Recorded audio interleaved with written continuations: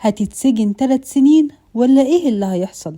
مش هتصدقوا رد فعل دينا بعد ما تقدم ضدها اكتر من بلاغ للنائب العام بيتهموها بإفساد المجتمع ونشر الفسق والفجور. يا ترى ايه الحكاية؟ خلينا نقول لكم في البداية ان دينا ترند من يومين، وده بعد ما فتحت مدرسة للرقص الشرقي. مش بس كده، ده نجوم كتير راحوا عشان يباركوا لها زي إلهام شاهين وروجينا وكمان بسمة. بس أكتر حاجة كانت ملفتة في اليوم ده وجود ابنها الوحيد اللي كان بيشجعها ومبسوط بيها.